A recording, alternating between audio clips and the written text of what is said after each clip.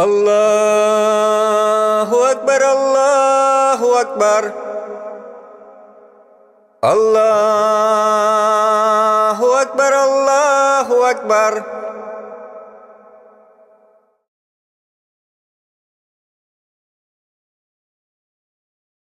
A'udzu billahi mineşşeytanir racim. Bismillahirrahmanirrahim. Assalamu alaykum hurmatli musulmonlar. Alloh taala o'z kitobi Qur'onda shulay deydi. A'udzu billahi mineşşeytanir racim. Ma hadihil hayatud dunya illa lahu ve la'ib. Ve inned daral ahirete lahiyel hayavan law kanu ya'lamun. Bu dünya көңіл асу һәм уйын гына бит. Ахират йорты ул ысынлап та яшәү. Әгәр улар белһә ине. Анкабут 64-нче аят. Тәфсир фәне буенча Коръәнда асыклаучы иң беренче нәмә ул Коръән үзе. Ягъни ниндидер аяттың мәгънәһен тулырак асыклар өчен без уга охшаш аяттарга карарга тиешбез. Әле генә укыган сүзләргә охшаш тагы бер аят бар.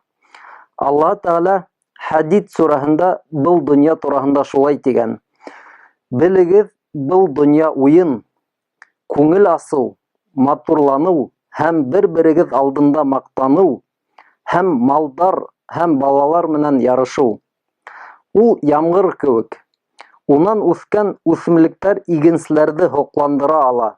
Ләкин шуннан һуң ул шиңә, һин уның харгайганын күрәһең. Шунан ул суп сарга әйләнә. Ахиратта я каты газап, я Аллаһ Тааланан ярлыкану һәм ризалык. Был дөнья алдаксы файдалану гына ул. 20-нче аят. Ысынлап та күп кешеләр ахират өчен түгел, тик ошо дөнья өчен генә яшәйләр. Улардан һинең яшәү максатың нимә дип сораһаң, улар балаларымды тәрбияләп аякка басырга кирәк. Уларга өй, машина һатып алам, күпмелер байлык калдырам дип әйтәсәктәр. Уйлап караһак, кеше был дөньяла нимә генә эшләмәһен, буларның барыһы ла ошо алты нәмәгә кайтып кала. Я без ниндидер уенда катнашабыз. Я күңел асабыз. Я үз-үзебезне матуррак итәйек дип төрле эшләр менән булышабыз. Быны катындар яхшырак аңлайдыр, шулай бит. Я без бер-беребез алдында мактанып нимәләр генә эшләмәйбез. Елдар буе зиннәтле коттедждар төзибез. 2 сәгать буе машинабызның явылуын көтеп ултырабыз. Матур киемнәр алайык дип магазиннарда йөгеркләйбез.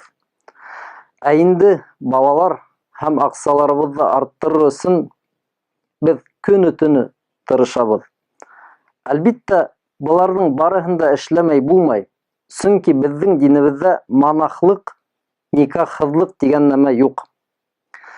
Һәм ислам дине уйнарга ла, күңел асырга ла, матур киенергә ла, балалар һәм байлыкты арттырырга ла тыймай.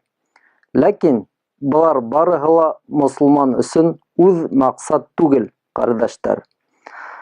Аллаһ Таала ризалыгына ирешү өчен саралар гына. Әгәр без атап үткән нәмәләр ахыр сиктә суп сарга әйләнә икән, үлән кебек шиңә икән, нисек без уларга ябышып ятырга тиешбез? Әгәр кеше Аллаһ Таала ниғмәтләрен ярата икән, ул уларның шәүләләре артыннан кылмаска, мәңге каласак җәннәткә ашкынырга тиеш. Аллаһ Раббыбыз безгә вәгъдә иткән җәннәтендә лә уен, күңел асу, бетмәс, төкенмәс байлыктар бар бит.